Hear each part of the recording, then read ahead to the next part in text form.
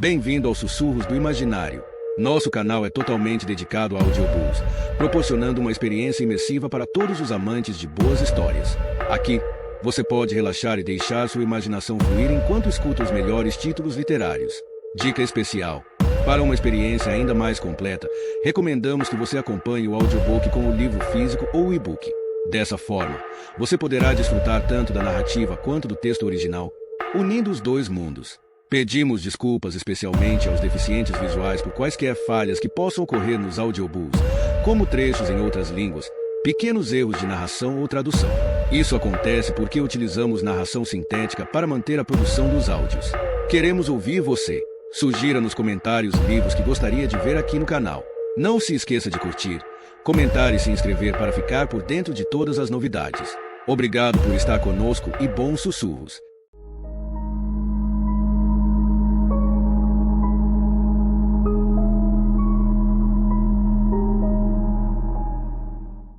Capítulo 21. O chalé espremia-se sob galhos de árvores pesados de chuva, como se fosse seu prisioneiro. Quando Maura esteve ali pela primeira vez na semana anterior, achará a casa simplesmente deprimente, uma caixa escura sendo aos poucos estrangulada pela floresta. Agora, ao olhá-la do carro, as janelas pareciam observá-la como olhos malévolos. Esta é a casa onde a Malteia cresceu, disse Maura. Não seria difícil para Ana obter essa informação. Tudo o que tinha de fazer era verificar o histórico escolar de Amalteia, ou procurar o nome Lank em um velho catálogo telefônico. Ela olhou para Risoli. A dona, senhorita Clausen, me disse que Ana perguntou especificamente sobre a possibilidade de alugar esta casa. Então Ana deve ter sabido que a Malteia já morou aqui. E, assim como eu, estava ansiosa por saber mais sobre nossa mãe, pensou Maura.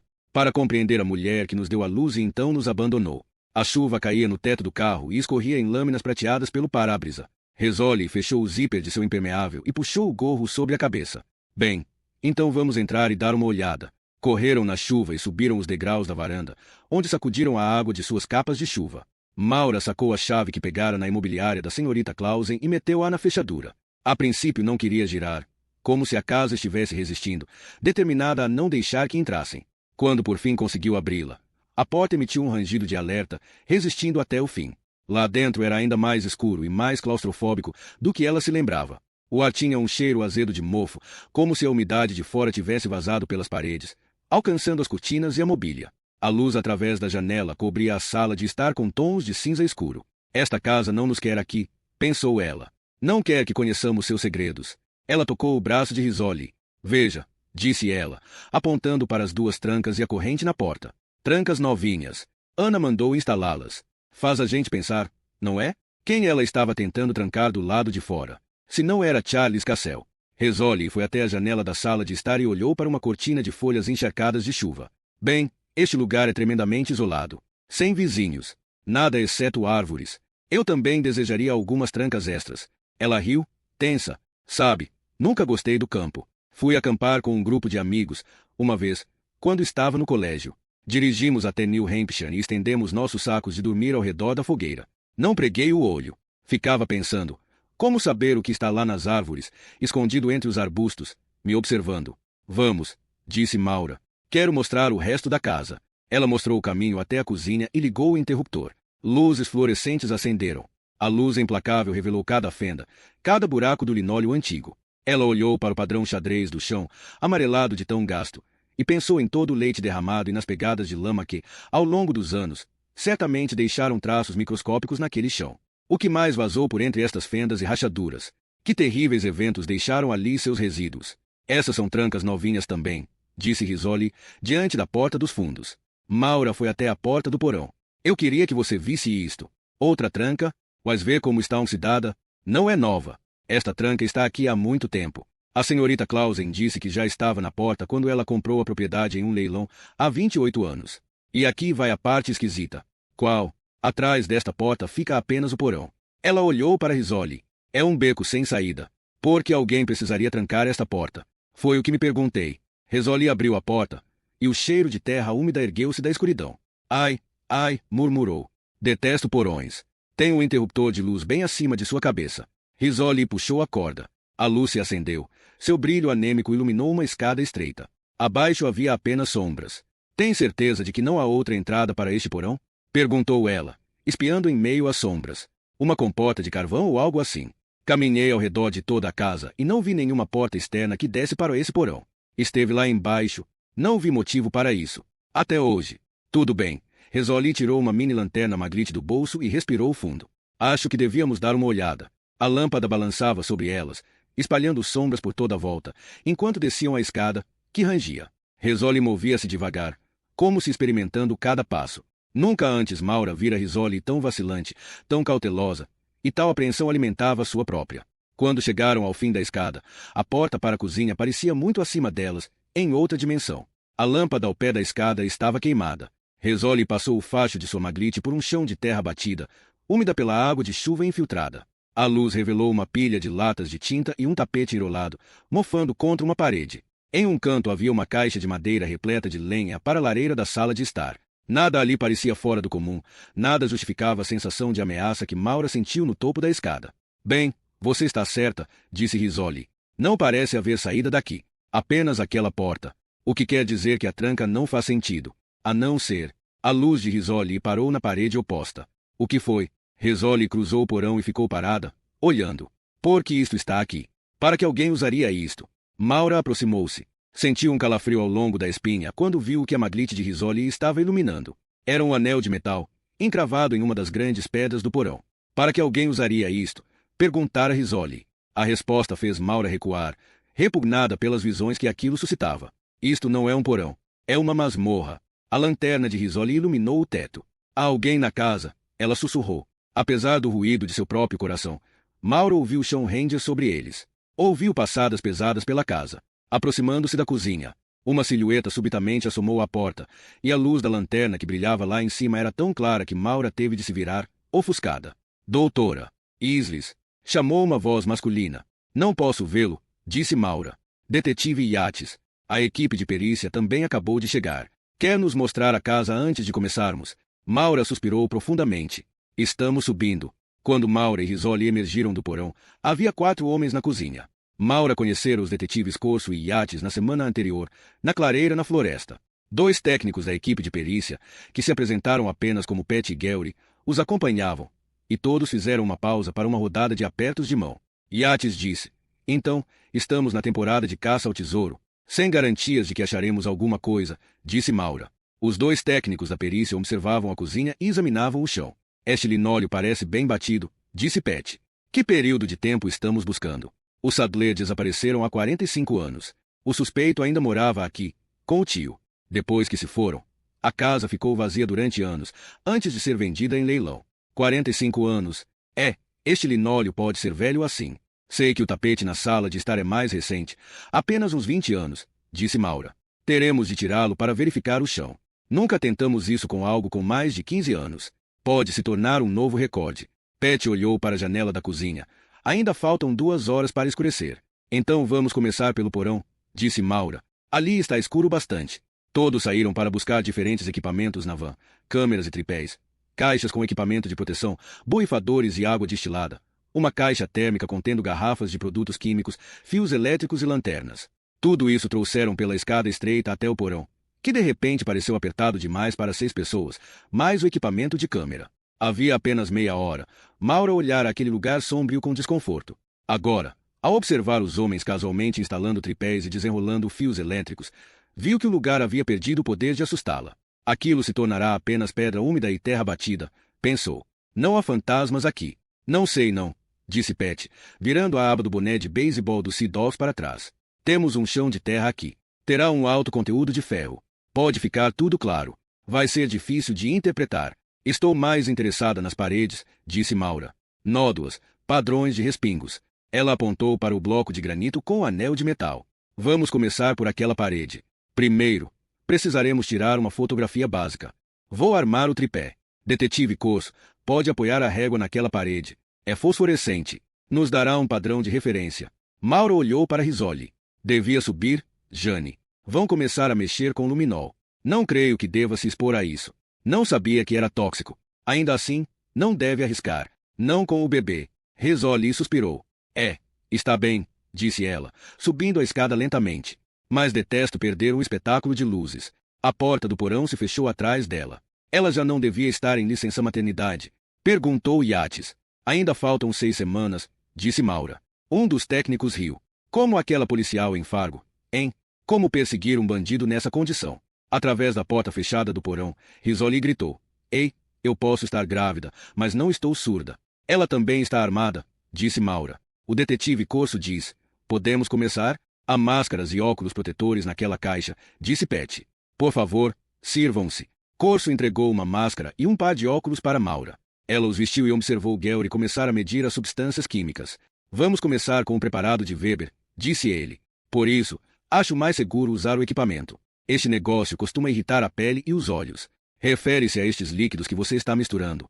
Perguntou Maura, a voz abafada pela máscara. Nós os mantemos armazenados no refrigerador do laboratório. Só misturamos os 3 com água destilada no local. Ele tampou a garrafa e deu-lhe uma vigorosa sacudida.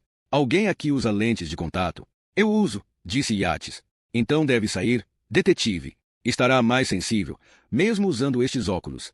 Não, eu quero ver. Então se afaste quando eu começar a borrifar. Deu mais uma sacudida. Então derramou o conteúdo em um borrifador. Bom, estamos prontos para começar. Deixe-me tirar uma fotografia primeiro. Detetive, poderia se afastar dessa parede. Corso se afastou, e Pat disparou a câmera, que capturou uma imagem inicial da parede que estavam a ponto de borrifar com luminol. Quer que desligue as luzes agora? Perguntou Maura. Deixe Gary se posicionar primeiro. Quando escurecer, vamos começar a tropeçar por aqui. Portanto, todo mundo escolha um lugar e fique parado onde está, certo? Apenas Gary se movimenta. Gary foi até a parede e ergueu o borrifador contendo luminol. Com os óculos e a máscara, parecia um dedetizador a ponto de exterminar uma barata. Desligue a luz, doutora. Isles. Maura estendeu a mão até o refletor a seu lado e o desligou, mergulhando-os em profunda escuridão. Vá em frente, Gary. Ouviram o sibilar do borrifador. Fragmentos de azul esverdeado começaram a brilhar na escuridão, como estrelas em um céu noturno. Agora, surgia um círculo fantasmagórico, parecendo flutuar sozinho na escuridão. O anel de ferro. Pode não ser sangue, disse Pat. O luminol reage com um bocado de coisas. Ferrugem, metais, água sanitária. O anel de ferro brilharia de qualquer modo, com ou sem sangue. Gary, poderia se afastar enquanto eu tiro esta fotografia. Será uma exposição de 40 segundos, portanto não se movam. Quando o diafragma finalmente se fechou, ele disse, luzes, doutora. Isles. Maura tateou no escuro e ligou o refletor. Quando a luz se acendeu, ela se viu olhando outra vez para a parede de pedra. O que achou? Perguntou Corso. Pat deu de ombros. Nada de impressionante. Deve haver um bocado de falsos positivos aqui. A terra em todas essas pedras. Vamos experimentar as outras paredes. Mas a não ser que encontremos uma impressão de mão ou um grande respingo, não vai ser fácil detectar sangue contra este fundo. Maura percebeu que Corso olhava para o relógio. Fora uma longa viagem para ambos os detetives do Maine, e ela podia ver que ele estava começando a achar que aquilo era uma perda de tempo. Vamos continuar, disse ela. Pat moveu o tripé e posicionou a lente da câmera para focalizar a outra parede.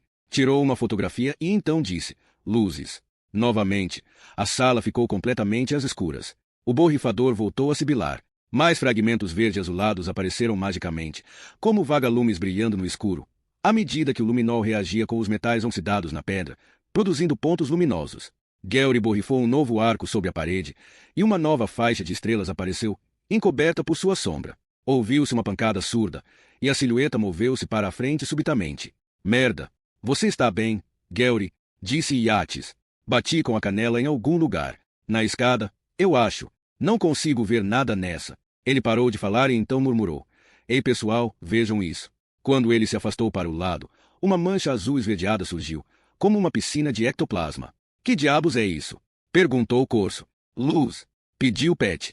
Maura ligou a luz. A piscina azul esverdeada desapareceu. Em seu lugar ela viu a escada de madeira que levava à cozinha. Estava naquele degrau, disse Gary. Quando caí, derramei um pouco de luminol. Deixe-me reposicionar a câmera. Então quero que suba ao topo da escada. Acha que consegue descer caso apaguemos as luzes? Não sei. Se eu for bem devagar. Passe luminol nos degraus à medida que desce. Não. Acho que vou começar do fundo e subir. Não gosto da ideia de dar as costas para a escada no escuro.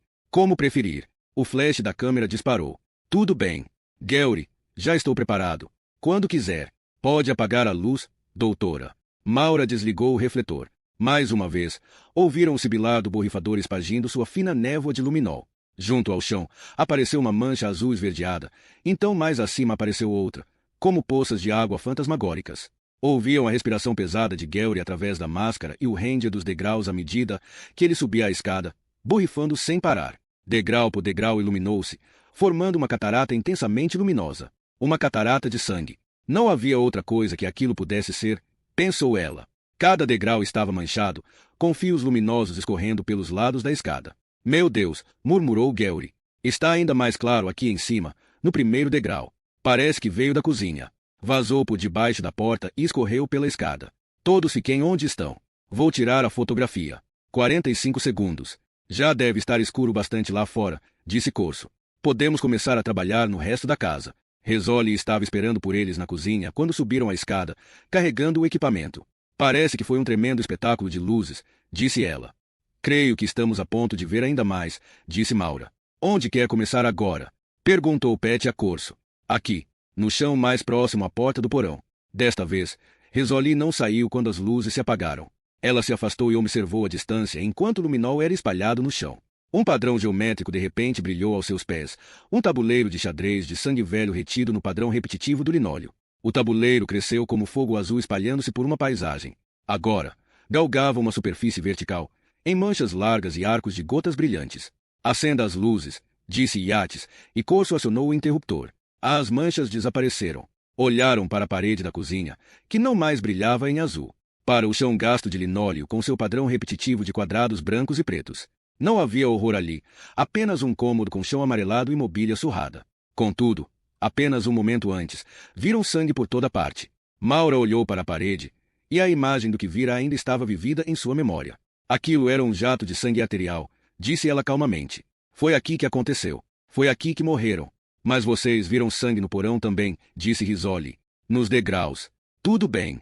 Portanto, ao menos sabemos que uma vítima foi morta neste cômodo, já que há um jato de sangue arterial naquela parede. Rizzoli atravessou a cozinha. Seus cachos despenteados escondiam os olhos à medida que se concentrava no chão. Ela parou. Como sabemos que não há outras vítimas? Como sabemos que esse sangue é do Sadler? Não sabemos. Rizzoli foi até a porta do porão. Ficou ali por um instante, olhando para a escadaria escura. Ela se virou e olhou para Maura. O porão tem chão de terra batida. Houve um momento de silêncio. Gary disse, temos equipamento de GPR na van. Nós o usamos há 2 dias, em uma fazenda em Machias. Trago para a casa, disse Rizzoli. Vamos ver o que há debaixo deste chão.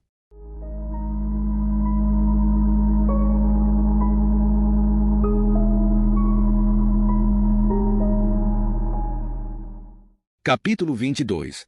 O GPR, ou radar de penetração subterrânea, usa ondas eletromagnéticas para sondar abaixo da superfície do solo. A máquina Sun System 2 que os técnicos descarregaram da van tinha 2 antenas, uma para enviar um pulso de energia de alta frequência eletromagnética para o chão, a outra para medir as ondas que ricocheteavam em objetos enterrados e voltavam à superfície. Uma tela de computador exibia os dados, mostrando os vários estratos como uma série de camadas horizontais. À medida que os técnicos levavam o equipamento escada abaixo, Yates e Corso marcavam intervalos de 1 metro no chão do porão para formar uma grade de busca. Com toda essa chuva, o chão vai estar bem úmido, disse Pet, desenrolando o cabo de eletricidade. E isso faz alguma diferença? Perguntou Maura. A resposta do RPS varia, dependendo do conteúdo de água subterrânea. É preciso ajustar a frequência em para compensar. 200 MHz? Perguntou Gary. É pelo que eu começaria. Não seria bom começar mais alto, ou teríamos detalhes demais. Pet conectou os cabos ao console da mochila e ligou o laptop. Vai ser meio problemático aqui, ainda mais com toda essa floresta ao redor. O que as árvores têm a ver com isso? Perguntou Rizzoli. Esta casa foi construída em um terreno na floresta. Provavelmente há várias cavidades aqui embaixo, deixadas por raízes deterioradas. Isso vai tornar a imagem confusa. Gary disse, ajude-me a colocar a mochila. Está bem? Precisa ajustar as correias. Não, estão bem. Gary inspirou e deu uma olhada no porão. Vou começar naquele canto. Quando Gary moveu o RPS pelo chão de terra, o perfil do subterrâneo apareceu na tela do laptop em faixas onduladas. Como médica, Maura estava familiarizada com ultrassons e tomografias do corpo humano, mas não fazia ideia de como interpretar aquelas ondulações na tela. O que você está vendo? Perguntou a Gary. Estas áreas escuras aqui são ecos positivos de radar. Os ecos negativos aparecem em branco. Estamos procurando algo anormal. Uma reflexão hiperbólica, por exemplo. O que é isso? Perguntou Rizzoli. Parece uma protuberância levantando essas várias camadas. causada por algo enterrado, refratando as ondas de radar em todas as direções. Ele parou, estudando a tela. Olhe aqui, vê isso. Temos alguma coisa a uns 3 metros de profundidade que está criando uma reflexão hiperbólica. O que acha que é? Perguntou Yates. Pode ser apenas uma raiz de árvore. Vamos marcar e prosseguir. Pat cravou uma estaca no chão para marcar o lugar. Gary continuou, seguindo as linhas da grade, e os ecos do radar ondulavam na tela do laptop. Às vezes parava, pedia outra estaca, marcando outro ponto a ser verificado novamente na segunda passada. Ele tinha dado a volta e retornava ao longo do meio da grade quando parou de repente. Agora, isso aqui é interessante, disse ele. O que está vendo? Perguntou Yates. Espere. Deixe-me ver essa seção outra vez. Gary voltou, movendo o GPR pela seção que acabará de sondar. Rastreou-a outra vez, olhar fixo no laptop. De novo ele parou. Temos uma grande anomalia aqui. Yates aproximou-se. Mostre. Está a menos de 1 metro. Um grande bolsão, bem aqui. Vê. Gary apontou uma protuberância de ecos de radar distorcidos na tela. Olhando para o chão, ele disse, há algo aqui. E não é muito profundo. Ele olhou para Yates. O que quer fazer? Vocês têm pás na van? Sim, temos uma. E algumas espátulas. Yates assentiu. Tudo bem. Vamos trazê-las aqui para baixo. E vamos precisar de mais luz. Há outro refletor na van. E mais fios de extensão. Corso olhou para a escada. Vou buscar. Eu ajudo, disse Maura, e seguiu escada acima até a cozinha. Lá fora, a chuva transformou-se em garoa. Correram até a van da perícia onde encontraram a pá e o equipamento extra de luz que Corso transportou até a casa. Maura fechou a porta da van e estava a ponto de segui-lo com a caixa de ferramentas de escavação quando viu faróis brilhando através das árvores. Deteve-se no acesso de veículos, observando uma picape conhecida deixar a estrada e estacionar perto da van. A senhorita Clausen vestia um sobretudo impermeável grande demais para o seu tamanho, que a arrastava atrás de si como se fosse uma capa. Achei que já teriam terminado. Estava me perguntando por que ainda não me devolveram a chave. Vamos ficar aqui durante algum tempo. A senhorita Clausen viu os veículos estacionados. Achei que você só quisesse dar uma outra olhada. O que a perícia está fazendo aqui? Isso vai demorar um pouco mais do que eu pensei. Talvez fiquemos aqui a noite inteira. Por quê? As roupas de sua irmã nem mesmo estão aqui. Eu as guardei em caixas para você levar. Não se trata de minha irmã, senhorita Clausen. A polícia está aqui por outro motivo. Algo que aconteceu há muito tempo. Quanto tempo? Uns 45 anos. Antes mesmo que você tivesse comprado a casa. 45 anos? Isso foi no tempo em que... A mulher fez uma pausa. Em que o quê? A senhorita Clausen olhou subitamente para a caixa de ferramentas que Maura estava carregando. Para que essas espátulas? O que estão fazendo na minha casa? A polícia está revistando o porão. Revistando? Você quer dizer que estão escavando lá embaixo? Pode ser que precisem. Não dei permissão para isso. Então, deu-lhe as costas e subiu até a varanda, com a capa arrastando pelos degraus. Maura seguiu-a até a cozinha. Colocou a caixa de ferramentas sobre a bancada e disse, espere, você não compreende. Não quero ninguém destruindo meu porão. A senhorita Clausen escancarou a porta do porão e olhou para o detetive Yates, que empunhava uma pá. Ele já havia começado a escavar, e havia uma pilha de terra junto a seus pés. Senhorita Clausen, deixe que façam seu trabalho, disse Maura. Esta casa é minha, gritou a mulher escada abaixo. Vocês não podem escavar aí sem minha permissão. Senhora, prometemos tapar o buraco quando acabarmos, disse Corso. Só vamos dar uma olhadinha aqui. Por quê? Nosso radar indica um grande eco aqui. O que quer dizer com grande eco? O que há aí embaixo? E o que estamos tentando descobrir? Se nos deixar continuar. Maura puxou a mulher para fora do porão e fechou a porta. Por favor, deixe-os trabalhar. Senão, serão obrigados a pegar um mandado. Para começo de conversa, por que diabos estão escavando ali? Sangue. Que sangue? Há sangue por toda a cozinha. A mulher olhou para o chão, vasculhando o linóleo. Não vejo sangue algum. Você não pode ver. E preciso espalhar um produto químico para ver. Mas, acredite, está aí.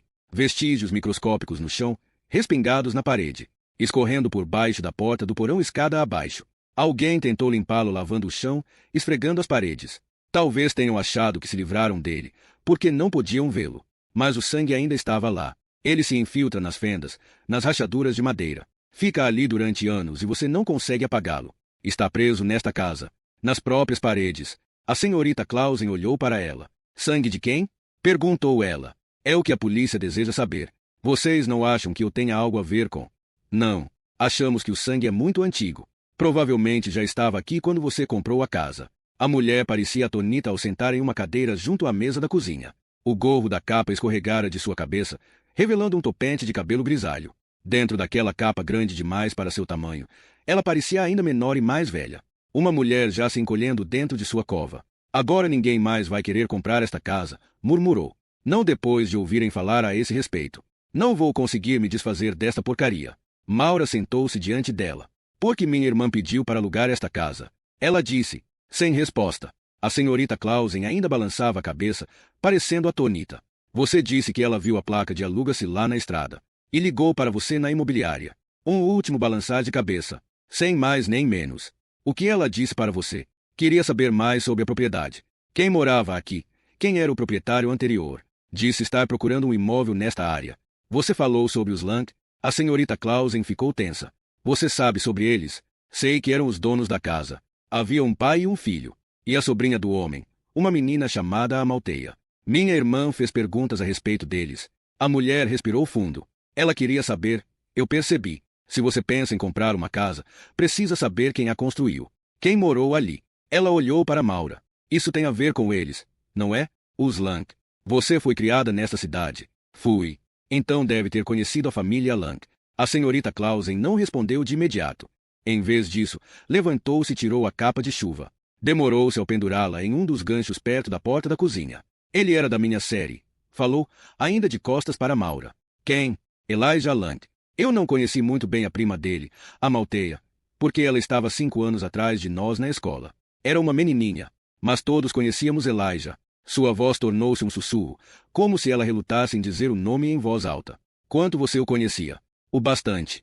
Não parece que gostava muito dele. A senhorita Clausen voltou-se e olhou para ela. É difícil gostar de quem deixa a gente apavorada. Através da porta do porão, ouviu o ruído da pá escavando o solo. Escavando profundamente os segredos da casa. Uma casa que, mesmo tantos anos depois, ainda é uma testemunha silenciosa de algo terrível. Era uma cidade pequena, doutora. Isles. Não como agora, com toda essa gente de fora comprando casas de veraneio. Na época, eram apenas as pessoas daqui, e todos se conheciam. Todos sabíamos quais famílias eram boas e de quais era melhor manter distância. Percebi isso a respeito de Elijah Lang quando tinha 14 anos de idade. Era um menino de quem era bom estar muito longe. Ela voltou à mesa e afundou em uma cadeira, como se estivesse exausta. Olhou para a superfície de fórmica como se olhasse para seu reflexo em um lago. O reflexo de uma menina de 14 anos, com medo do menino que morava naquela montanha. Maura esperou, olhando os cabelos grisalhos naquela cabeça curvada. Porque ele a apavorava. Eu não era a única. Todos tínhamos medo de Elijah. Depois que o quê? A senhorita Clausen ergueu a cabeça, depois que ele enterrou aquela garota viva. No silêncio que se seguiu, Maura pôde ouvir o rumor de vozes enquanto os homens escavavam o chão do porão. Conseguiu sentir o próprio coração batendo contra as costelas. Meu Deus, pensou, o que vamos encontrar lá embaixo? Ela era nova na cidade, disse a senhorita Clausen. Alice e Rose. As outras meninas sentavam atrás dela e faziam comentários. Debochavam dela. Você podia dizer qualquer coisa a respeito de Alice e ficar por isso mesmo porque ela não podia ouvi-la. Ela nunca soube que a gente debochava dela. Eu sabia que éramos cruéis, mas esse é o tipo de coisa que as crianças fazem aos 14 anos. Antes de aprenderem a se porem no lugar das outras pessoas. Antes de sentirem o mesmo na própria carne. Ela suspirou, um som de arrependimento pelas transgressões da infância, por todas as lições aprendidas tarde demais. O que aconteceu com Alice? Elijah disse que era apenas brincadeira, que a tiraria dali em algumas horas. Mas pode imaginar como deve ser ficar presa dentro de um buraco, tão aterrorizada que você se molha toda. E ninguém ouve você gritar. Ninguém sabe onde você está a não ser o menino que aprendeu lá dentro. Maura esperou, silenciosa, com medo do que viria a seguir. Com medo de ouvir o fim da história. A senhorita Clausen viu a apreensão nos olhos dela e balançou a cabeça. Oh, Alice não morreu. Foi o cachorro que a salvou. Ele sabia onde ela estava. Latiu até se acabar e levou as pessoas até o lugar. Então ela sobreviveu. A mulher assentiu. Eles a encontraram tarde da noite. Àquela altura, ela estava no buraco havia horas. Quando a tiraram dali, ela mal falava. Parecia um zombi. Algumas semanas depois, a família se mudou. Não sei para onde foram. O que houve com Elijah? A senhorita Clausen deu de ombros. O que acha que aconteceu? Ele continuou insistindo que era só um trote. O tipo de coisa que todos nós fazíamos todo dia com Alice na escola. E era verdade, todos a atormentamos. Todos a fizemos se sentir péssima. Mas Elijah levou aquilo a um estágio superior. Ele foi punido, quando se tem apenas 14 anos, ganhasse uma segunda chance. especialmente quando as pessoas precisam de você em casa. Quando seu pai está bêbado a metade do dia e há uma prima de 9 anos morando na casa. Amalteia, disse Maura. A senhorita Clausen assentiu.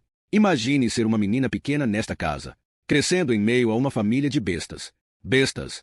O ar de repente pareceu carregado. As mãos de Maura ficaram geladas. Ela pensou no que lhe dissera Amalteia Lang. Vá embora, antes que ele a veja. E pensou no arranhão em forma de garra na porta de seu carro. O símbolo da besta. A porta do porão se abriu, assustando Maura. Ela se virou e viu Risoli. Encontraram alguma coisa, disse Risoli. O quê? Madeira. Algum tipo de painel. Às uns 60 centímetros de profundidade. Estão tirando a terra agora. Ela apontou para a caixa com espátula sob a bancada. Vamos precisar disso. Maura levou a caixa escada abaixo. Viu que a pilha de terra contornava o perímetro de uma vala com cerca de 1,80 m de comprimento. Do tamanho de um caixão. O detetive Corso, que agora empunhava a pá, olhou para Maura. O painel parece bem grosso. Mas ouça. Bateu com a pá na madeira. Não é sólido. Há um espaço de ar abaixo. Yates disse. Quer que eu assuma agora? É. Minhas costas estão me matando. Corso entregou a pá. Yates entrou na vala. Seus pés bateram contra a madeira. Um som oco. Atacou a terra com determinação, amontoando-a em uma pilha que crescia rapidamente. Ninguém falou à medida que o painel era exposto. Os 2 refletores projetavam sua luz ofuscante dentro da vala, e a sombra de Yates movia-se como uma marionete pelas paredes do porão.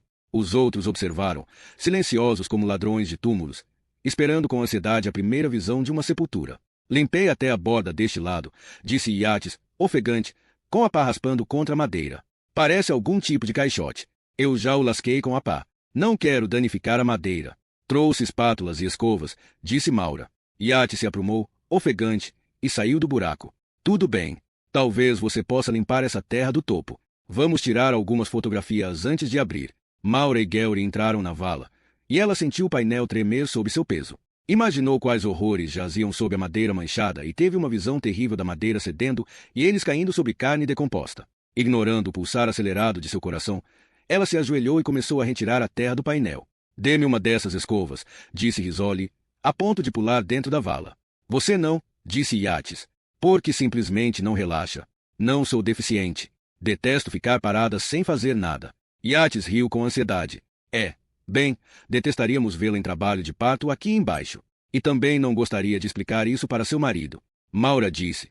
Não há muito espaço de manobra aqui embaixo, Jane. Bem, então me deixem reposicionar esses holofotes para vocês. Assim, poderão ver o que estão fazendo. Risoli moveu um refletor, e a luz iluminou o canto onde Maura estava trabalhando. Ajoelhada, Maura começou a varrer as pranchas de madeira, descobrindo pontinhos de ferrugem.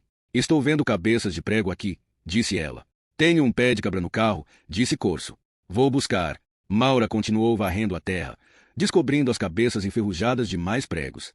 O espaço era apertado, e seus ombros e seu pescoço começaram a doer. Ela ajeitou as costas. Então, ouviu um tilintar atrás dela. Ei, disse Gary. Olhe isso. Maura virou-se e viu que a espátula de Gary havia atingido um pedaço de cano quebrado. Parece vir direto da borda deste painel, disse Gary. Com as mãos nuas, ele cuidadosamente sondou a protuberância enferrujada e tirou um torrão de terra que incrustava a extremidade. Por que você poria um cano em um? Ele parou de falar e olhou para Maura. E uma entrada de ar, disse ela. Gary olhou para a madeira sob seus joelhos e disse. O que diabos deve haver aí dentro? Saiam do buraco os 2, disse Pat. Vamos tirar fotografias. Yates ajudou Maura a sair da vala, da qual ela se afastou sentindo-se tonta por ter se levantado rápido demais. Ela piscou, ofuscada pelos flashes da câmera, pelo brilho surrealista de holofotes e pelas sombras dançando nas paredes. Foi até a escada do porão e sentou-se. Somente então lembrou que os degraus onde estava sentada estavam impregnados com resíduos de sangue fantasmagóricos. Tudo bem, disse Pat. Vamos abrir. Corso ajoelhou-se junto à vala e introduziu a ponta do pé de cabra sob um canto da tampa. Esforçou-se para abrir o painel, fazendo render as cabeças de prego enferrujadas. Não está cedendo, disse Risoli. Corso fez uma pausa e passou a manga no rosto, deixando uma faixa de terra em sua testa. Cara, minhas costas vão sentir isso amanhã. Novamente ele posicionou a ponta do pé de cabra sob a tampa. Desta vez, conseguiu introduzir mais. Respirou fundo e jogou todo o peso contra o ponto de apoio. Os pregos se soltaram. Corso jogou de lado o pé de cabra. Ele e Yates entraram na vala, agarraram a borda da tampa e a ergueram. Por um instante, ninguém disse nada. Todos olharam para o buraco, agora exposto sob o brilho dos refletores. Não entendo, disse Yates. O caixote estava vazio. Voltaram para casa naquela noite, por uma estrada brilhando de chuva. Os limpadores de para-brisa de Maura moviam-se lentamente contra o vidro embaçado. Todo aquele sangue na cozinha, disse Rizzoli. Você sabe o que quer dizer. A Malteia matou antes. Nick e Teresa Wells não foram suas primeiras vítimas. Ela não estava só naquela casa, Jane. Seu primo Elijah morava lá também. Pode ter sido ele. Ela estava com 19 anos quando os Sadler desapareceram. Ela devia saber o que estava acontecendo em sua própria cozinha. Não significa que tenha sido ela quem fez aquilo.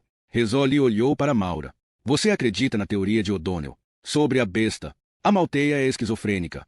Diga-me como alguém com uma mente tão desorientada consegue matar duas mulheres e então segue a etapa tão lógica de queimar os seus corpos, destruindo a prova. Ela não fez um trabalho tão bom para encobrir suas pistas. Ela foi pega, lembra? A polícia de Virgínia teve sorte. Pegá-la em uma blitz de trânsito rotineira não foi um exemplo de trabalho de investigação brilhante. Maura olhou para a névoa que tomava a estrada deserta. Ela não matou essa gente sozinha. Tinha de haver alguém mais que a ajudou, alguém que deixou impressões digitais em seu carro. Alguém que esteve com ela desde o início. O primo, Elijah, tinha apenas 14 anos quando enterrou aquela menina viva. Que tipo de menino faria uma coisa dessas? Em que tipo de homem ele se transformaria? Detesto imaginar. Acho que ambas sabemos, disse Maura. Ambas vimos o sangue naquela cozinha. O Lexus seguia a estrada afora. A chuva havia parado, mas o ar ainda estava vaporoso, umedecendo o para-brisa. Rizzoli olhou para Maura e disse, se eles mataram o Sadler, então você tem de se perguntar, o que fizeram com o bebê de Karen Sadler? Maura nada disse. Manteve o olhar na estrada, dirigindo sempre em frente. Sem desvios, sem entradas laterais. Apenas continue dirigindo. Sabe o que estou concluindo? Disse Rizzoli. Há 45 anos, os primos Lang mataram uma mulher grávida. Os restos mortais do bebê desapareceram. 5 anos depois, a Malteia Lang aparece no escritório de Van Gates em Boston, com 2 filhas recém-nascidas para vender. Os dedos de Maura sobre o volante ficaram dormentes. E se esses bebês não eram dela? Perguntou Rizzoli. E se a Malteia não for realmente sua mãe?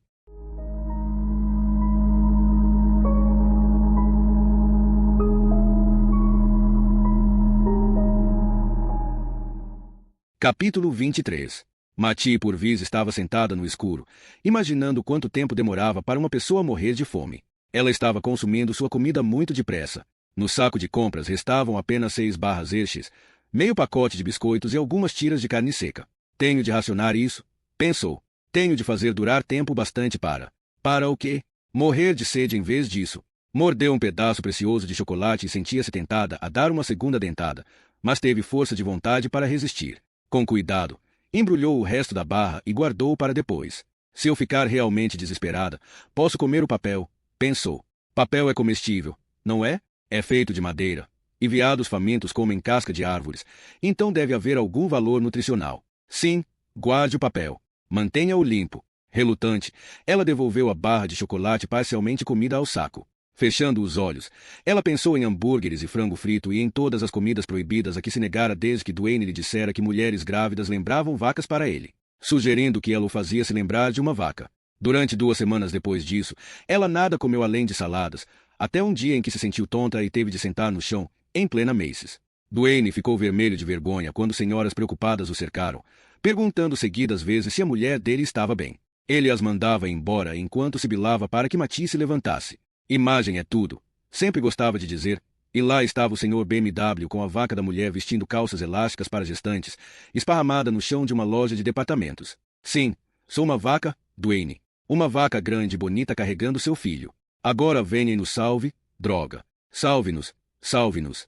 Ouviu um passo mais acima. Ela olhou ao perceber a chegada de seu sequestrador. Ela passará a reconhecer seu modo de andar, leve e cuidadoso como o de um gato caçando. Todas as vezes em que a visitou, ela pediu que ele a libertasse.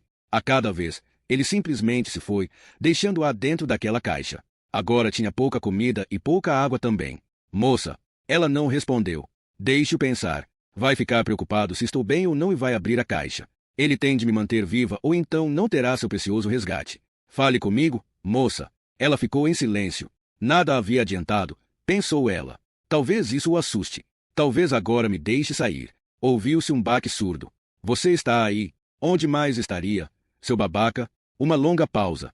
Bem, se já está morta, não faz sentido tirá-la daí, certo? Os passos se afastaram. Espere. Espere. Ela ligou a lanterna e começou a bater no teto. Volte, droga. Volte. Ela esperou com o coração aos pulos e quase sorriu aliviada quando ouviu se aproximar. Como aquilo era humilhante. Via-se reduzida a implorar pela atenção dele, como uma amante ignorada.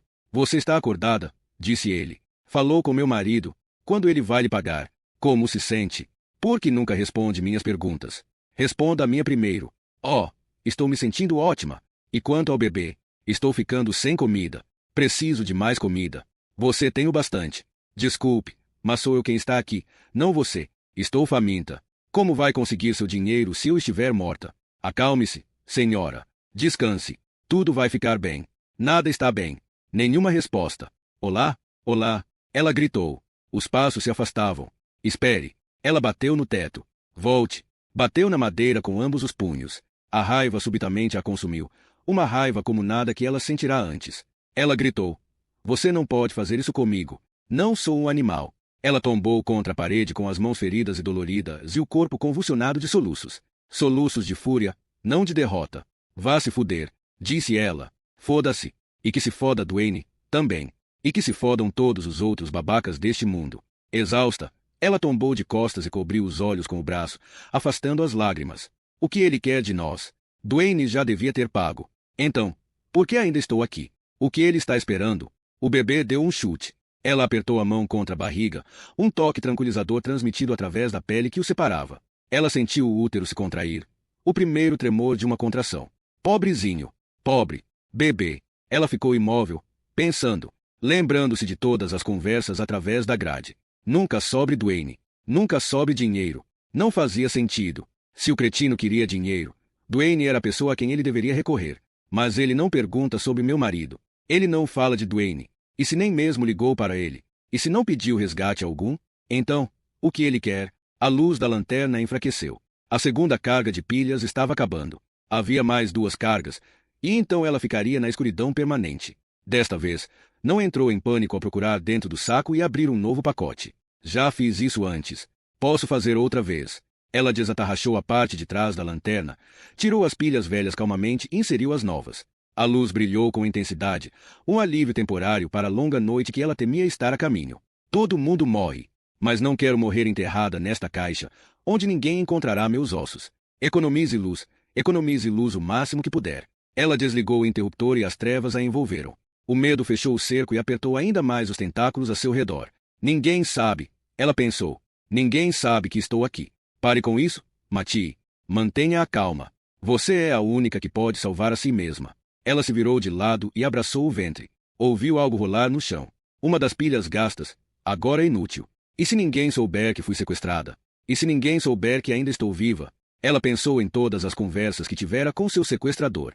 Como se sente? Era o que ele sempre perguntava. Como está se sentindo? Como se lhe importasse. Como se alguém que enfiasse uma mulher grávida em uma caixa se preocupasse com como ela se sentia. Mas ele sempre fazia a mesma pergunta, e ela sempre implorou para que ele a deixasse sair. Ele está esperando uma resposta diferente. Ela se encolheu e seu pé atingiu algo que rolou para longe. Ela se sentou e ligou a lanterna. Começou a recolher todas as pilhas velhas. Tinha 4 gastas, e outras 2 ainda novas, dentro da embalagem mais as 2 na lanterna. Ela desligou o interruptor outra vez. Economize luz, economize luz. No escuro, ela começou a desamarrar o sapato.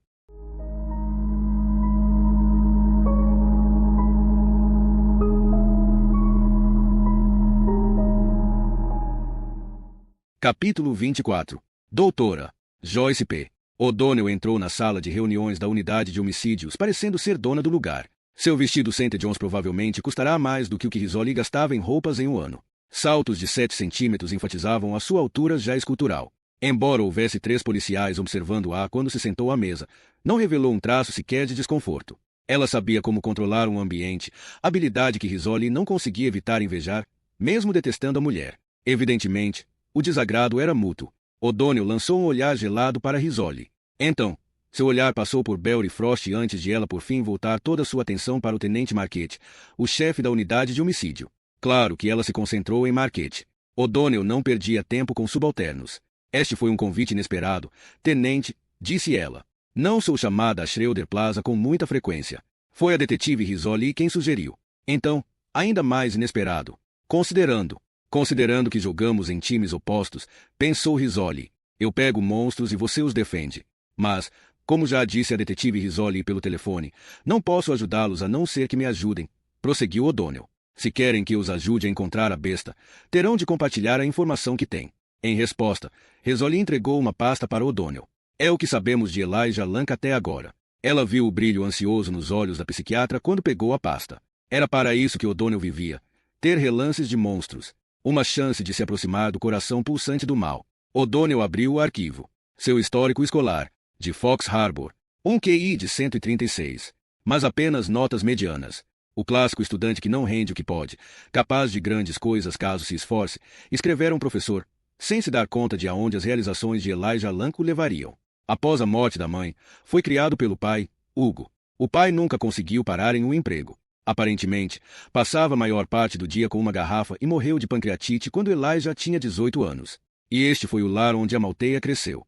Passou a morar com o tio quando tinha 9 anos de idade, após a morte da mãe.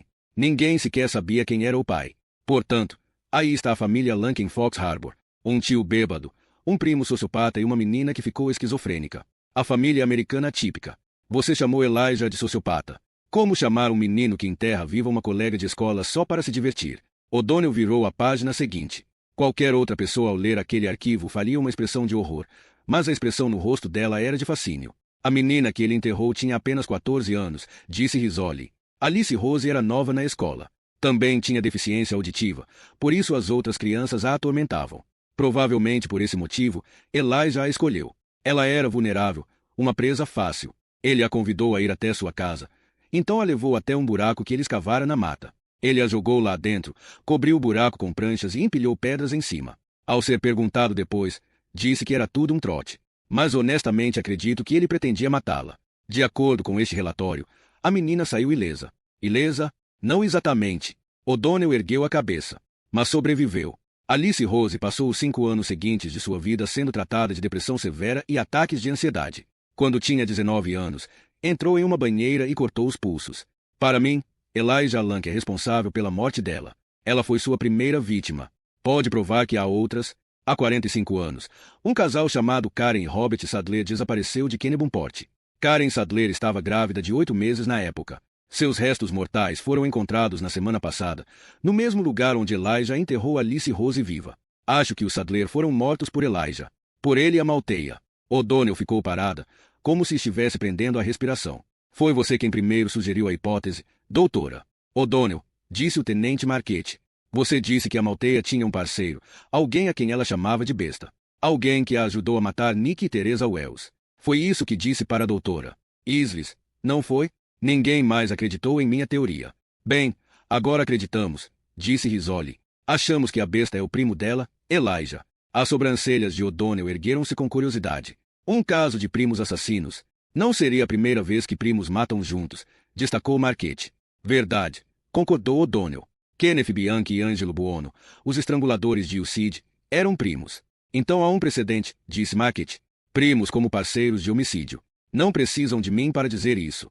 Você sabia da besta antes de qualquer um? Disse Rizzoli. Você esteve tentando entrar em contato com ele por meio de Amalteia. Mas não consegui. Portanto, não vejo como posso ajudá-los a encontrá-lo. Nem mesmo sei por que me chamou aqui, detetive, uma vez que tem tanto desprezo por minhas pesquisas. Sei que a Malteia fala com você. Ela não disse uma palavra para mim quando a vi ontem.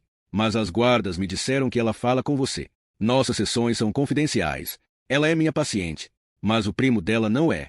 E ele que queremos encontrar. Bem, qual o último paradeiro conhecido? Você deve ter alguma informação com a qual começar. Não temos quase nada. Nada de seu paradeiro há décadas. Sabem se ele está vivo? Rizzoli suspirou e admitiu. Não. Ele teria quase 70 anos hoje. Não é mesmo? É um tanto geriátrico para um assassino em série. A Malteia tem 65, disse Rizzoli. Contudo, ninguém duvidou de que ela tivesse matado Teresa e Nick Wells. Que tivesse esmagado seus crânios, encharcado seus corpos com gasolina e os queimado. O'Donnell recostou-se na cadeira e olhou para Rizzoli por um instante. Diga-me por que a polícia de Boston está perseguindo Elijah Lank. São assassinatos antigos, fora de sua jurisdição. Qual é seu interesse nisso? O assassinato de Anna Leone pode estar vinculado a esses outros crimes. Como? Pouco antes de morrer, Anna andou fazendo muitas perguntas sobre a Malteia. Talvez tenha sabido demais. Resoli entregou outro arquivo para O'Donnell. O que é isso? Você conhece o Centro Nacional de Informação Criminal do FBI? Mantém um banco de dados de pessoas desaparecidas em todo o país. Sim, conheço o CNIC. Submetemos um pedido de busca usando as palavras-chave mulher e grávida. Isso foi o que recebemos de volta do FBI. Todos os casos que têm em seu banco de dados desde a década de 1960. Cada mulher grávida que desapareceu no país. Porque especificou mulheres grávidas. Porque Nick Wells estava grávida de 9 meses.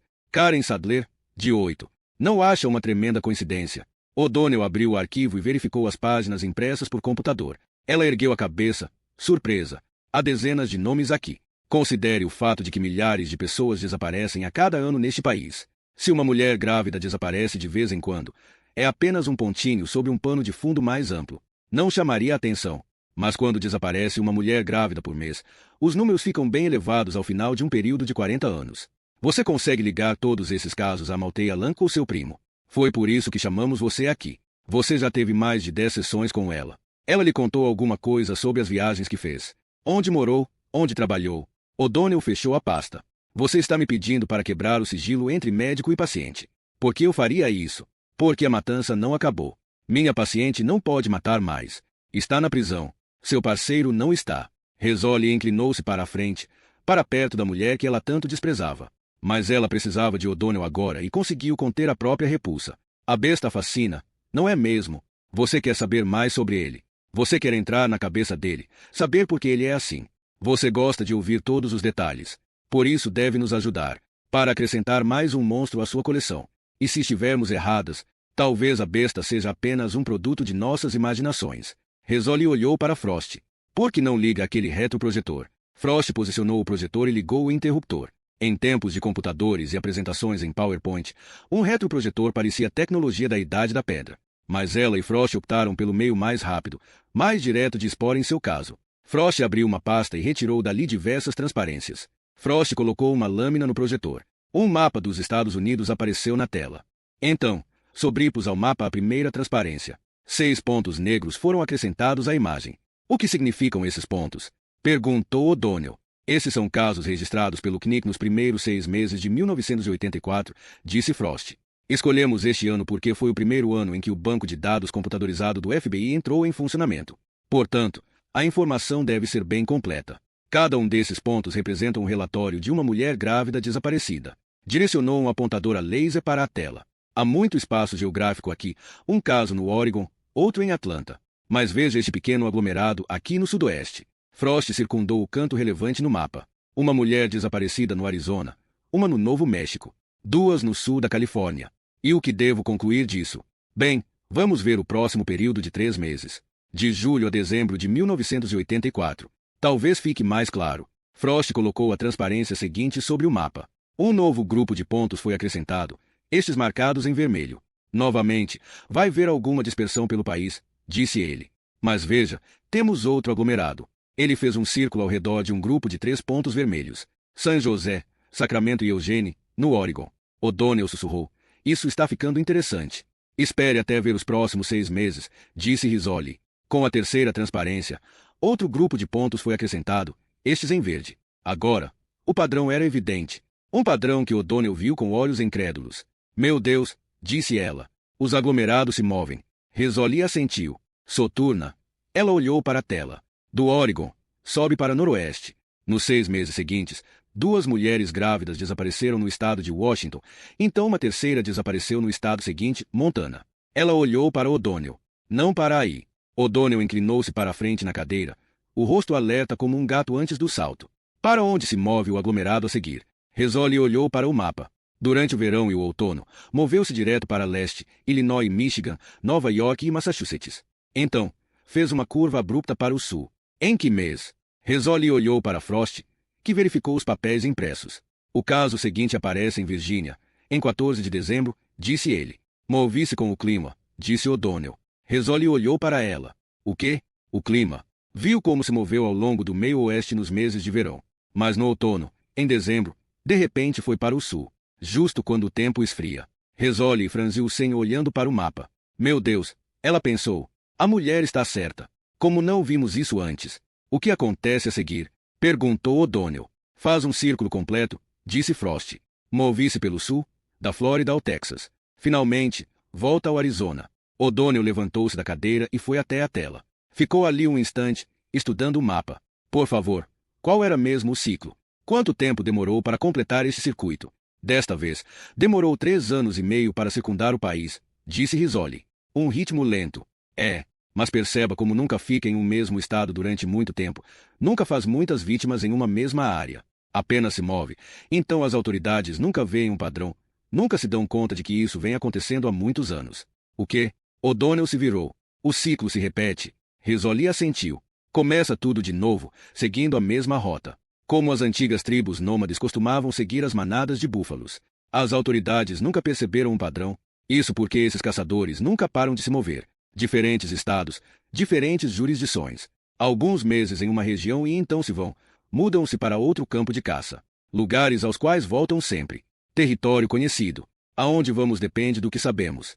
E o que sabemos depende de aonde formos, disse Rizzoli, citando um dos princípios de perfil criminal geográfico. Algum corpo foi encontrado? Nenhum. Estes casos permanecem em aberto. Então eles devem ter esconderijos. Lugares para esconder as vítimas e desfazerem-se dos corpos. Como nenhuma dessas mulheres foi achada, supomos que sejam lugares ermos, disse Frost. Áreas rurais ou corpos d'água. Mas encontraram Nick e Teresa Wells, disse O'Donnell. Seus corpos não foram enterrados, e sim, queimados. As irmãs foram encontradas em 25 de novembro. Nós verificamos os boletins meteorológicos. Houve uma tempestade de neve inesperada naquela semana. Caíram 46 centímetros de neve em um único dia. Pegou Massachusetts de surpresa, fechando diversas estradas. Talvez não tenham conseguido chegar a seu esconderijo habitual. E por isso queimaram os corpos. Como você destacou, os desaparecimentos parecem se mover com o clima, disse Rizzoli. Quando fica frio, vão para o sul. Mas, naquele novembro, a Nova Inglaterra foi pega de surpresa. Ninguém esperava uma nevasca tão cedo. Ela se voltou para O'Donnell. Aí está a sua besta. Essas são as suas pegadas no mapa. Acho que a Malteia estava com ele a cada passo do caminho. O que espera que eu faça? Um perfil psicológico. Explicar por que matam? Sabemos por quê. Não matavam por prazer ou pela emoção. Esses não são assassinos em série comuns. Então, qual é sua motivação? Absolutamente mundana, doutora O'Donnell. Na verdade, seus motivos provavelmente são entediantes para uma caçadora de monstros como você. Não acho o assassinato entediante. Porque acham que eles matam. Sabe que a Malteia ou Elijah nunca trabalharam. Não encontramos qualquer indício de que algum deles teve um emprego, contribuiu para a Previdência Social ou preencheu um formulário de imposto de renda. Não tinham cartão de crédito, nenhuma conta em banco. Durante décadas, foram invisíveis, vivendo nas margens da sociedade. Como se alimentavam? Como pagavam gasolina e hospedagem? Dinheiro vivo, presumo. Mas de onde vinha esse dinheiro? Rizzoli virou-se para o mapa. Era assim que ganhavam dinheiro. Não entendo. Algumas pessoas pescam, algumas colhem maçãs. A Malteia e seu parceiro também eram coletores. Ela olhou para O'Donnell. Há 40 anos, a Malteia vendeu 2 filhas recém-nascidas para pais adotivos. Ganhou $40.000 com isso. Não acredito que os filhos fossem dela. O'Donnell franziu o senho. Está se referindo à doutora Islis, sua irmã? Sim. Rizzoli sentiu uma pontada de satisfação ao ver a expressão atônita de O'Donnell. Essa mulher não faz ideia de com quem está lidando, pensou Rizzoli. A psiquiatra que tão regularmente se associava a monstros foi pega de surpresa. Eu examinei a Malteia, disse O'Donnell. Falei com outros psiquiatras, que ela era psicótica. Sim. O'Donnell suspirou profundamente. O que você está me mostrando aqui, isso é uma criatura completamente diferente. Não uma louca. Eu não sei. Eu não sei o que ela é. Ela e o primo matam por dinheiro. Isso parece benção para mim. Possivelmente. Você se dá bem com assassinos, doutora O'Donnell. Você conversa com eles. Passa horas com pessoas como Warren Hoyt. Rizzoli fez uma pausa. Você os compreende. Eu tento. Então, que tipo de assassina é a Malteia? É um monstro? Ou apenas uma mulher de negócios? Ela é minha paciente. Isso é tudo que tenho a dizer. Waz está questionando seu diagnóstico agora. Não está. Rizzoli apontou para a tela. Isso que vê aí é comportamento lógico. Caçadores nômades, perseguindo a presa. Ainda acha que ela é louca. Eu repito, ela é minha paciente. Preciso proteger seus interesses. Não estamos interessados em a Malteia. É o outro que queremos. Elijah. Rizzoli aproximou-se de O'Donnell até ficarem face a face. Ele não parou de caçar, você sabe. O quê? A Malteia já está presa há 5 anos. Rizzoli olhou para Frost. Mostra os pontos desde que a Malteia Lang foi presa. Frost retirou a transparência anterior e posicionou outra sob o mapa. No mês de janeiro, disse ele, uma mulher grávida desapareceu na Carolina do Sul. Em fevereiro, desaparece outra na Geórgia. Em março, em Daytona Beach. Colocou outra lâmina. 6 meses depois, acontece o mesmo no Texas. A Malteia Lã que estava na cadeia nessa época, disse Rizzoli. Mas os sequestros continuaram. A besta não parou. O'Donnell olhou para a marcha implacável de pontos. Um ponto, uma mulher, uma vida. Onde estamos agora? Perguntou ela. Há 1 ano, disse Frost, chegou à Califórnia e começou a se mover para o norte outra vez. E agora? Onde está? O último desaparecimento registrado foi há 1 mês. Em Albany, Nova York. Albany? O'Donnell olhou para Rizzoli. Isso significa que, agora, ele está em Massachusetts, disse Rizzoli. A besta está na cidade. Frost virou-se para o projetor e o súbito desligar do ventilador fez a sala mergulhar em um silêncio assustador. Embora a tela agora estivesse vazia, a imagem do mapa parecia permanecer gravada na memória de todos. O celular de Frost pareceu tocar ainda mais alto naquela sala silenciosa. Frost disse, desculpem-me, e saiu. Rizzoli disse para O'Donnell, fale-nos da besta. Como encontrá-lo? Do mesmo modo que fazem para encontrar qualquer outra pessoa. Não é isso que vocês da polícia fazem. Já tem o nome. Vão atrás dele. Ele não tem cartão de crédito, conta bancária. É difícil de rastrear. Não sou um cão farejador. Você tem falado com a pessoa mais próxima a ele. Aquela que deve saber como encontrá-lo. Nossas sessões são confidenciais. Ela alguma vez se referiu a ele pelo nome. Deu alguma pista de que seria seu primo Elijah. Não tenho a liberdade de compartilhar nenhuma conversa particular que tive com a minha paciente. Elijah Lank não é seu paciente. Mas a Malteia é. E você está tentando montar um caso contra ela também. Múltiplas acusações de homicídio. Não estamos interessados em Amalteia. É ele quem queremos. Não é meu trabalho ajudá-los a pegar esse homem. E quanto à sua maldita responsabilidade civil? Detetive Rizzoli, disse Marchetti. O olhar de Rizzoli permaneceu sobre O'Donnell. Pense naquele mapa. Todos aqueles pontos, todas aquelas mulheres. Ele está aqui, agora, esperando a próxima vítima. O olhar de O'Donnell voltou-se para o abdômen dilatado de Rizzoli. Então, acho melhor tomar cuidado, detetive, não é mesmo? Rizzoli observou em silêncio enquanto O'Donnell pegava sua pasta executiva. De qualquer modo, duvido poder acrescentar muito, disse ela. Como você disse, esse assassino é movido por lógica e praticidade, não por luxúria ou prazer. Ele precisa de dinheiro para viver, pura e simplesmente. Só que a ocupação que encontrou é um tanto fora do comum. Perfil criminal não vai ajudar a pegá-lo. Porque ele não é um monstro. Estou certa de que você saberia identificar, caso fosse. Aprendi a fazê-lo. Mas, afinal, você também. O'Donnell virou-se para a porta. Então parou e olhou para trás com um sorriso sem graça. Por falar em monstros, detetive, seu velho amigo pergunta por você toda vez que eu o visito. O'Donnell não precisou dizer o nome. Ambas sabiam que ela falava de Warren Hoyt. O homem que continuava a aparecer nos pesadelos de Rizzoli, cujo bisturi fizera cicatrizes nas palmas de suas mãos havia quase 2 anos. Ele ainda pensa em você, disse O'Donnell. Outro sorriso, discreto e dissimulado. Achei que gostaria de saber que é lembrada. Ela foi até a porta. Rizzoli sentiu o olhar de Marchetti esperando por sua reação. Esperando para ver se ela perderia aquela. Ficou aliviada quando ele também saiu da sala, deixando-a a sós para guardar o pesado retroprojetor. Pegou as transparências, desligou a máquina e enrolou o fio, concentrando toda sua raiva naquilo. Empurrou o projetor até o corredor e quase colidiu com Frost, que acabava de fechar o celular. Vamos, disse ele. Para onde? Natick. Uma mulher desapareceu. Rizzoli franziu o senho para ele. Ela. Ele assentiu. Está no 9º mês de gravidez.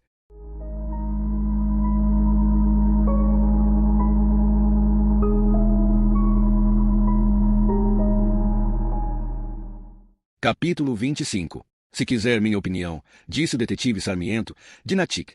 Esse é apenas outro caso Lassie Peterson. Casamento em crise. O marido arranja uma amante. Ele admitiu ter uma amante? Perguntou Rizzoli. Ainda não, mas consigo farejar essas coisas, sabe? Sarmiento tocou o próprio nariz e riu. O cheiro da outra. Ele provavelmente podia farejar esse tipo de coisa, pensou Rizzoli enquanto Sarmiento guiava ela e Frost por mesas com telas de computadores iluminadas. Ele parecia um homem familiarizado com o aroma de mulheres. Tinha o caminhar confiante dos mocinhos, o braço direito pendendo longe do corpo devido aos diversos anos em que usou uma pistola presa à cintura, o movimento característico que indica um policial. Belry Frost nunca pegaria aquele jeito. Perto do musculoso e moreno Sarmiento, Frost parecia um escriturário pálido com sua caneta e bloco de notas. O nome da mulher desaparecida é Matilda Purvis. disse Sarmiento, parando em sua mesa para pegar uma pasta, que entregou a Risoli. 31 anos, branca. Casada há 7 meses com Duane Purvis. Ele é o representante da BMW na cidade. Viu a mulher na última sexta-feira, quando apareceu para visitá-lo no trabalho. Parece que discutiram, porque testemunhas dizem que ela foi embora chorando. Quando ele registrou o desaparecimento, perguntou Frost. No domingo, ele demorou 2 dias para tomar uma atitude. Após a briga, ele disse que pretendia deixar as coisas acalmarem entre os dois, então ficou em um hotel. Só voltou para casa no domingo. Encontrou o carro da mulher na garagem, a correspondência de sábado ainda na caixa de correio. Deu-se conta de que algo estava errado. Pegamos o depoimento dele no domingo à noite. Então, esta manhã, vimos o alerta que nos enviou, sobre mulheres grávidas desaparecidas. Não estou certo se essa se encaixa no seu padrão. Parece mais com uma briga doméstica clássica. Você verificou o hotel onde ele se hospedou? Perguntou Risoli. Sarmiento respondeu com um sorriso afetado. Da última vez em que falei com ele, teve dificuldade para se lembrar qual foi o hotel. Risoli abriu a pasta e viu uma fotografia de Matilda Purvis e seu marido, tirada no dia de seu casamento. Se estavam casados havia apenas 7 meses, então ela já estava grávida de 2 meses quando a fotografia fora tirada. A noiva tinha um belo rosto, cabelo e olhos castanhos e bochechas redondas e infantis. Seu sorriso refletia pura felicidade. Era a expressão de uma mulher que acabava de realizar o sonho de uma vida. Ao lado dela, Duane Purvis parecia cansado, quase entediado. A fotografia podia ter a legenda problemas pela frente. Sarmiento conduziu-os por um corredor até uma sala em penumbra. Através de um espelho falso, viam a sala de entrevistas ao lado, desocupada naquele momento. Tinha paredes muito brancas, uma mesa e 3 cadeiras e uma câmera de vídeo montada em um canto. Uma sala projetada para extrair a verdade das pessoas. Através do espelho falso, viram a porta se abrir e 2 homens entrarem. Um deles era um policial, careca e barrigudo, de rosto inexpressivo, impassível. O tipo de rosto que faz a gente desejar ver um lampejo de emoção. O detetive Liget vai cuidar disso desta vez, murmurou Sarmiento. Vai ver se consegue algo novo dele. Sente-se, ouviram Liget dizer. Duane sentou-se de frente para o espelho falso. Será que se dava conta de que havia olhos observando ali atrás? Por um instante, seu olhar pareceu deter-se em Risoli. Ela suprimiu a vontade de recuar, de retroceder ainda mais na escuridão. Não que Duane Purvis parecesse particularmente ameaçador. Tinha 30 e poucos anos, vestia-se casualmente, uma camisa branca de botões, sem gravata, e calças caqui. Em seu pulso havia um relógio Breitling. Péssima escolha a sua ir a um interrogatório policial usando uma joia pela qual um policial não podia pagar. Duane tinha uma beleza insípida e uma autoconfiança arrogante que algumas mulheres achavam atraentes, caso gostassem de homens que ostentassem relógios caríssimos. Deve vender um bocado de BMWs, disse ela. Está hipotecado até as orelhas, disse Sarmiento. O banco é dono da casa dele. De quanto é o seguro da esposa? 250 mil. Não o bastante para valer a pena matá-la. Ainda assim, são 250 mil dólares. Mas sem um corpo, vai ter dificuldade de receber. Até agora, não temos nenhum. Na sala ao lado, o detetive Liget disse, tudo bem, Duane, só quero confirmar alguns detalhes. A voz de Liget era plana como sua expressão facial. Já falei com aquele outro policial, disse Duane. Esqueci o nome dele. O que parece com aquele ator. Você sabe, Benjamin Bratt. O detetive Sarmiento. Risoli ouviu Sarmiento emitir um resmungo de satisfação. É sempre legal ouvir dizer que você parece com Benjamin Bratt.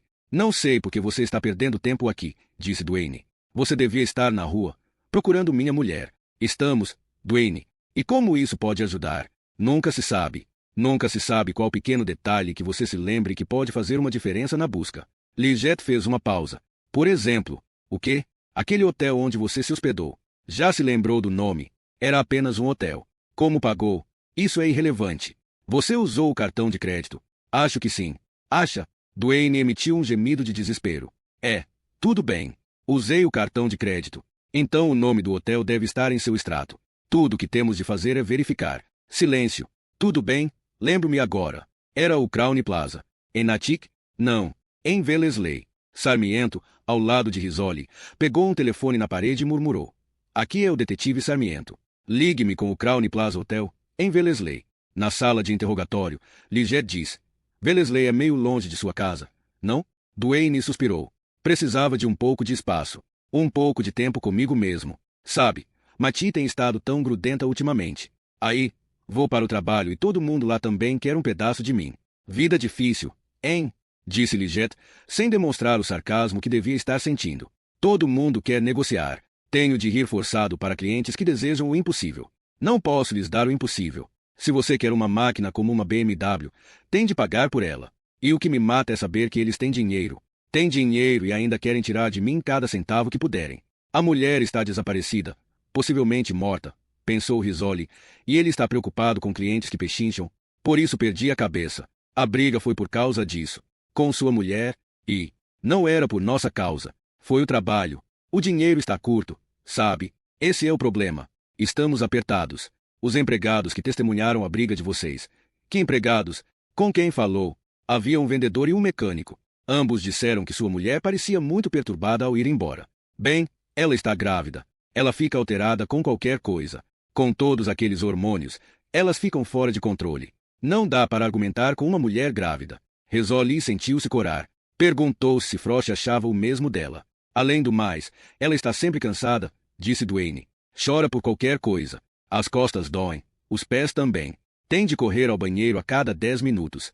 Ele deu de ombros. Acho que lido bem com isso, considerando as circunstâncias. Sujeito simpático, disse Frost. Sarmiento desligou o telefone e subitamente saiu. Então, através do espelho, viram-no enfiar a cabeça dentro da sala de interrogatório e gesticular para Liggett. Ambos os detetives deixaram a sala. Duane ficou sozinho à mesa, olhou para o relógio, remexeu-se na cadeira, olhou para o espelho e franziu o senho. Tirou uma escova de bolso e penteou o cabelo à perfeição. O marido preocupado, preparando-se para aparecer no noticiário das 17 horas. Sarmiento voltou à sala onde estavam Rizzoli e Frost e deu uma piscadela. Peguei ele, sussurrou. O que tem? Veja. Pelo espelho, viram Liggett voltar à sala de interrogatório.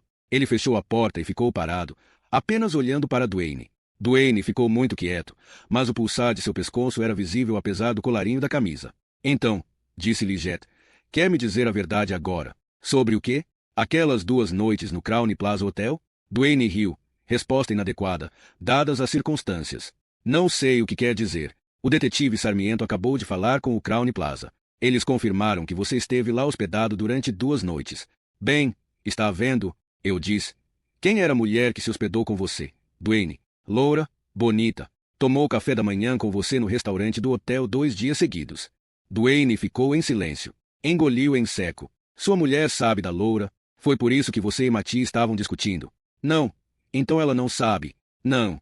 Quero dizer, não foi por isso que discutimos. Claro que foi. Você está encarando isso da pior maneira possível. Por quê? A loura não existe. Liggett se aproximou, ficando face a face com Duane. Não vai ser difícil encontrá-la. Ela provavelmente irá nos procurar. Vai ver seu retrato nos jornais e dar-se conta de que é melhor aparecer e revelar a verdade. Isso nada tem a ver com... Quero dizer, sei que parece esquisito, mas... Certamente. Tudo bem. Duane suspirou. Tudo bem, eu saí da linha. Está bem? Muita gente faz o mesmo na minha posição. É difícil quando a sua mulher está tão grande que não dá mais para fazer sexo com aquele barrigão. E ela simplesmente não tem interesse em sexo. Rizzoli olhou rigidamente em frente, imaginando se Frost e Sarmiento estavam olhando para ela. Aqui estou. Outra barriguda. Com o marido fora da cidade. Ela olhou para Duane e imaginou Gabriel sentado naquela cadeira, dizendo as mesmas palavras. Meu Deus, não faça isso consigo mesma. Pensou, não confunda sua cabeça. Esse não é Gabriel, mas um perdedor chamado Duane Purvis pego com a amante e que não sabe lidar com as consequências. Sua mulher descobre que tem uma substituta, e você está pensando... Adeus relógios Breitling, metade da casa e 18 anos de pensão para o filho. Esse babaca certamente é culpado. Ela olhou para Frost. Ele balançou a cabeça. Ambos podiam ver que aquilo era apenas a repetição de uma velha tragédia que já haviam visto dezenas de vezes. Ela ameaçou se divorciar? Perguntou Liggett. Não. Mati nada sabia a respeito dela. Ela simplesmente apareceu no seu trabalho e começou uma briga. Foi estupidez. Falei com Sarmiento a respeito. Porque ficou furioso. Duane. Por que ela fica dirigindo por aí com uma droga de um pneu furado e nem se dá conta? Quero dizer, você tem de ser muito idiota para não perceber que está destruindo um aro. Foi um vendedor que notou. Um pneu novinho todo esfarrapado, pronto para ir para o lixo. Vi isso e acho que gritei com ela. Daí ela ficou chorosa. E isso só me irritou ainda mais. Porque me faz parecer um cretino. Você é um cretino, pensou Rizzoli. Ela olhou para Sarmiento. Acho que ouvimos o bastante. O que eu lhe disse? Você nos informará caso alguma coisa nova aconteça. Pois é. Sarmiento voltou a olhar para Duane. É fácil quando são burros assim. Rizzoli e Frost viraram-se para ir embora. Quem sabe quantos quilômetros ela rodou assim? dizia Duane. Droga, já devia estar vazio quando ela foi ao médico. Risoli de repente estancou. Voltando-se para o espelho falso, ela encarou Duane. Sentiu as têmporas pulsarem. Meu Deus! Quase ia deixando passar. De que médico ele está falando? Ela perguntou a Sarmiento. Doutora Fishman. Falei com ela ontem. Por que a senhora Purvis foi vê-la? Apenas rotina. Consulta na obstetra, nada anormal quanto a isso. Risoli olhou para Sarmiento. A doutora Fishman é obstetra. Ele assentiu. Tem um consultório na clínica de mulheres, na rua Bacon. A doutora Susan Fishman passará a maior parte da noite no hospital, e seu rosto era um retrato da exaustão. O cabelo castanho não lavado estava amarrado para trás em um rabo de cavalo, e o avental amarrotado que usava tinha bolsos tão carregados de instrumentos de exame que o tecido parecia estar puxando os ombros dela para o chão. Leury da segurança trouxe as fitas das câmeras de vigilância, disse ela enquanto escoltava Risoli e Frost até a recepção ao longo de um corredor. Seus tênis guinchavam sob o chão de linóleo. Ele está montando o equipamento de vídeo na sala dos fundos. Graças a Deus que não tenho de fazer isso. Nem mesmo tenho um videocassete em casa. Sua clínica ainda tem as gravações de uma semana atrás? Perguntou Frost. Temos um contrato com a Minuteman Security. Eles mantêm as fitas durante pelo menos uma semana. Pedimos que fizessem assim, dadas as ameaças. Quais ameaças? Esta é uma clínica pró-escolha, você sabe. Não fazemos abortos aqui, mas só o fato de nos chamarmos de clínica feminina parece incomodar o pessoal da ala de direita. Gostamos de ficar de olho em quem frequenta o prédio. Então tiveram problemas antes, os de sempre. Cartas ameaçadoras, envelopes com antrax falso, idiotas tirando fotos de pacientes. Por isso mantemos a câmera de vídeo no estacionamento. Não podemos ficar de olho em todo mundo que entra pela porta da frente. Ela os conduziu ao longo de outro corredor decorado com os mesmos cartazes alegres e genéricos que parecem adornar todas as clínicas de obstetrícia. Diagrama sobre como amamentar, nutrição materna, os 5 sinais de que você tem um parceiro perigoso. Uma ilustração anatômica de uma mulher grávida, o conteúdo de seu abdômen revelado em um corte lateral. Aquilo fez Risoli se sentir incômoda ao lado de Frost, com aquele cartaz exposto na parede revelando sua anatomia. Intestino, rins, útero, feto enrodilhado em um emaranhado de membros. Ainda na semana passada, Matilda Purvis passará diante daquele mesmo cartaz. Estamos todos tristes por causa de Mati, disse a doutora Fishman. Ela é um amor de pessoa. E estava tão ansiosa pelo bebê. Tudo bem nesta última consulta? Perguntou Risoli. Oh, sim. O coração do feto estava firme e forte, boa posição no útero. Tudo parecia muito bem. Fishman olhou para Risoli e perguntou. Acha que foi o marido? Por que pergunta? Bem, geralmente não é o marido. Ele só veio com ela aqui uma vez, bem no começo. Pareceu entediado durante toda a consulta. Depois disso, Mati passou a vir sozinha. Para mim, essa é a deixa. Se fazem um bebê juntos, devem vir juntos. Mas essa é apenas minha opinião. Ela abriu a porta. Esta é nossa sala de reunião. Leury, da Minuteman Security Systems, esperava por eles na sala. Estou com o vídeo pronto, disse ele. Separei o intervalo de tempo em que vocês estão interessados. Doutora Fishman, precisará observar a filmagem para nos mostrar quando sua paciente aparecer no vídeo. Fishman suspirou e sentou-se diante do monitor. Nunca tive de assistir a isso antes. Sorte sua, disse Leury. Na maioria das vezes são muito chatos. Risoli e Frost sentaram-se ao lado de Fishman. Tudo bem, disse Risoli. Vamos ver o que tem aí. Leury apertou a tecla play. No monitor, apareceu uma tomada da entrada da clínica. Um dia luminoso. O sol refletindo nos carros estacionados em frente ao prédio. Esta câmera está montada sobre um poste de luz no estacionamento, disse Leury. Podem ver a hora aqui, no canto, 14h05. Um Saab entrou e estacionou em uma vaga. A porta do motorista se abriu e uma morena alta saiu do carro. Ela entrou na clínica. A consulta de Mati era às 13h30, disse a doutora Fishman. Talvez devesse voltar o filme um pouco. Apenas veja, disse Leury. Ali, 2h30 da tarde. Não é ela. Uma mulher acabava de sair do prédio. Fez uma rápida pausa sob o sol, passou a mão sobre os olhos, como se estivesse ofuscada pela luz. É ela, disse Fishman. É Mati. Mati começou a se afastar do edifício naquele passo de pato tão característico de mulheres grávidas. Demorou-se procurando as chaves do carro na bolsa enquanto caminhava, distraída, sem prestar atenção. De repente parou e olhou ao redor, confusa, como se tivesse esquecido onde deixará o carro. Sim, esta é uma mulher que não perceberia estar com o pneu vazio, pensou Risoli. Agora, Mati virou-se e caminhou em uma direção completamente diferente, sumindo da vista da câmera. É tudo o que tem? Perguntou Risoli. Era o que queria, não? Disse Leury. Confirmação da hora em que ela deixou o prédio. Mas onde está o carro? Nós não a vemos entrando no carro. Há alguma dúvida de que não entrou? Só quero vê-la deixar o estacionamento. Lowry levantou-se e foi até o equipamento de vídeo. Há outro ângulo que posso mostrar, de uma câmera do outro lado do estacionamento, disse ele, mudando a fita. Mas não creio que ajude, porque é muito de longe. Ele pegou o controle remoto e voltou a apertar a tecla play. Outra visão apareceu. Desta vez, apenas um canto do prédio da clínica era visível. A maior parte da tela estava ocupada por carros estacionados. Este estacionamento é compartilhado com a clínica de cirurgia médica do outro lado da rua, disse Lowry. Por isso há tantos carros. Muito bem, veja. Não é ela. À distância, via-se a cabeça de Mattie passando detrás de uma fileira de carros. Então ela saiu de quadro. Um momento depois, um carro azul dava marcha ré saindo da vaga e também saía de quadro. É tudo o que temos, disse Lowry. Ela sai do prédio, entra no carro e vai embora.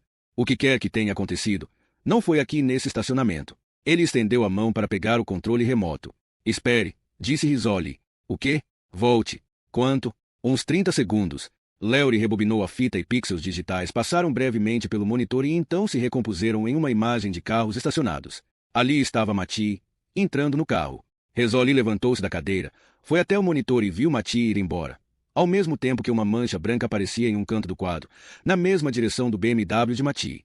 Pare, disse Rizzoli. Com a imagem congelada, Rizzoli tocou a tela. Ali, aquela van branca. Frost disse, está se movendo paralelamente ao carro da vítima. A vítima, já prevendo o pior no destino de Mattie. E daí? Disse Lowry. Rizzoli olhou para Fishman. Você reconhece aquele veículo? A médica deu de ombros. Eu não presto atenção em carros. Nada sei sobre marcas e modelos. Mas já viu essa van branca antes? Não sei. Para mim parece com qualquer outra van branca. Por que está interessada naquela van? Perguntou Lowry. Quero dizer, dá para ver que ela entrou no carro e foi embora em segurança. Volte a fita, disse Rizzoli. Quer que eu repita esta parte? Não. Quero voltar mais. Ela olhou para Fishman. Você disse que a consulta dela era às 13h30. Sim. Volte para as 13 horas. Lowry apertou o controle remoto. No monitor, os pixels se embaralharam, então, voltaram a se organizar. A hora no fundo era 13h02. Está bom, disse Rizzoli. Pode soltar. Enquanto passavam os segundos, viram carros entrarem e saírem, de vista. Viu uma mulher estacionar e sair do carro com 2 filhos pequenos com as mãos firmemente agarradas às dela. Às 13h08, a van apareceu. Passou lentamente diante da fila de carros, então saiu de quadro. Às 13h25, o BMW azul de Mattie Purvis entrou no estacionamento. Estava parcialmente oculto pela fileira de carros entre ela e a câmera, e viram apenas o topo de sua cabeça quando saiu do carro e caminhou em direção ao prédio. Basta? Perguntou Lowry. Continue. O que está esperando? Rizzoli sentiu o pulso acelerar. Por isso, disse ela. A van branca estava de volta à tela. Cruzou lentamente diante da fileira de carros e parou entre a câmera e o BMW azul. Merda, disse Rizzoli. Está bloqueando a nossa visão. Não podemos ver o que o motorista está fazendo. Segundos depois, a van se foi. Não conseguiram nenhum relance do rosto do motorista nem da placa do veículo. Do que se trata? Perguntou a doutora. Fishman. Rizzoli olhou para Frost. Ela não teve de dizer uma única palavra. Ambos compreenderam o que acontecerá no estacionamento. O pneu furado. Teresa e Nick Wells também estavam com o pneu furado. É assim que ele as encontra, pensou. Em um estacionamento de clínica. Com mulheres grávidas indo visitar seus médicos. Um rápido corte no pneu e, daí em diante, é um jogo de espera. Siga sua presa enquanto ela sai do estacionamento. Quando parar, lá estará você, bem atrás dela, pronto para oferecer ajuda. Enquanto Frost dirigia, Rizzoli pensava na vida que trazia dentro de si, em como era fina a parede de pele e músculos que protegia seu filho. Uma lâmina não teria de cortar muito fundo. Uma rápida incisão abdômen abaixo, do externo ao pubis, sem se preocupar com cicatrizes, pois não haveria cicatrizações, sem se preocupar com a saúde da mãe. Ela é apenas uma casca descartável aberta para revelar o tesouro que contém. Apertou a barriga com as mãos e de repente sentiu-se nauseada pela ideia do que Mattie Purvis poderia estar passando naquele momento. Certamente Mattie não imaginou imagens tão grotescas enquanto olhava para seu próprio reflexo no espelho. Talvez olhasse para as estrias que se espalhavam por seu abdômen e se sentisse infeliz por estar perdendo o poder de atração. A triste sensação de que, agora, quando o marido a olhava, era com desinteresse e não com desejo. Nem com amor. Você sabia que Duane estava tendo um caso. Ela olhou para Frost. Ele precisa de um atravessador. O quê? Quando ele põe as mãos em um novo bebê, o que ele faz? Tem de levá-lo a um intermediário. Alguém que realize a adoção. Prepare os documentos. E pague em dinheiro. Van Gates. Sabemos que já o fez, ao menos uma vez. Isso foi há 40 anos. Quantas adoções já arranjou até hoje? Quantos outros bebês trocou por dinheiro? Tem de haver dinheiro nisso. Dinheiro para manter a mulher troféu em roupas de ginástica cor-de-rosa. Van Gates não vai cooperar. Não vai mesmo. Was. Agora, sabemos o que procurar. A van branca. Frost dirigiu em silêncio por um instante, mas disse a seguir. Sabe, se aquela van aparecer na casa dele, isso provavelmente vai significar que... Ele parou de falar. Que Mattie Purvis está morta, pensou Rizzoli.